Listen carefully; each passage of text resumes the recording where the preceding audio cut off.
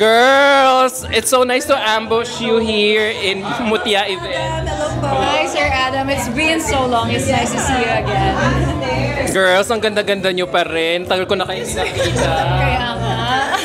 So, kasi kaya ko kayo kino-corner ngayon kasi Miss Grand Philippines screening na sa Sabado. Baka naman may chance na makita namin kayo doon. Ano bang likelihood na or probability makikita namin kayo doon sa final screening?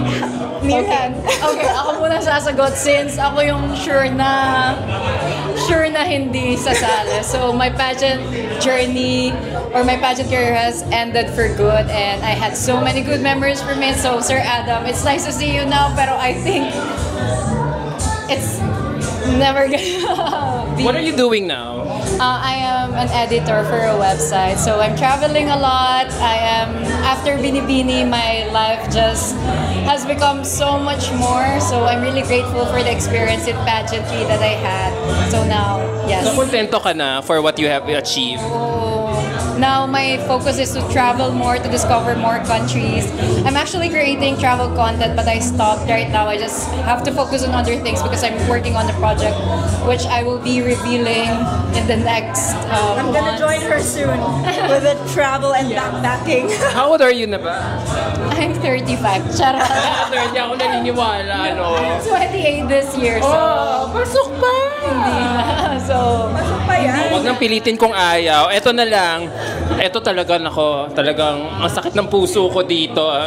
Ay, nako, this lady kailangan ng redemption talaga. Makikita ka ba namin sa Sabado for your redemption? I'ma say, see you next year. Joke! Joke lang. As of the moment po, rest muna po, Sir Adam. Rest lang talaga ba? So that we can come back even more. How long ka magpapahinga? 2 days. Tapos sa Sabado. Po. Masyado kasi... Baka ma-jinx. Abangan natin siya. Oh! Support her. Wherever career she wants to go. Thank you. Yes po. And also, kasi, Sir Adam, I'm entering showbiz na rin. So, I nakita? Yes, I just... Under what management? Virtual Playground Management, but they're actually a sister company with Regal Films. Oo nga, Don Monteverde yun. Yes po. May-ari. So, showbiz na. Goodbye, showbiz. Goodbye, pageant. And then, back. Abangan. Sige, abangan ka namin sa Sabado, ha? So, hindi kasi, di ba, feeling ko kasi, mas bagay ka doon. Ewan ko, opinion ko lang yun. Yes, everyone, actually, I've been receiving a lot of comments po and messages. Actually, yung notification ko nga po parang sobra na bomba na talaga eh. Kasi nga everybody's, well, I can truly feel the support of the people. And thank you very much, guys, for, still remembering me, even after what happened. I'm truly grateful for all of Kasi, di ba? Hindi, alam mo kung bakit. Ganun, parang ako pareho kayo ni Celeste sa akin.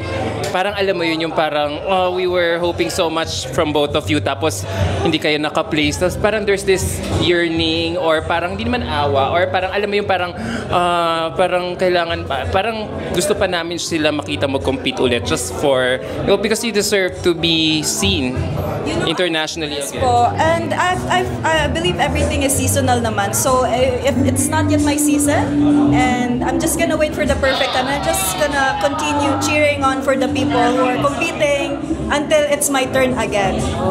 Nice answer. Kasi si Gabi kanina sagot niya sa amin, my heart is not yet there. Ewan ko na just ako na ni Gabi. Ikaw naman, waiting for the right season. Yes. So, Sige, hindi na kita guguluhin. Sige. Bahala na, let's pray for a miracle. ako ulit guluhin pag balik ko. Joke. For now, love life muna. Charot. Ay, wow! Alright, thank you very much, Angelica Mirna. Nice to see you here. Yeah, bye-bye.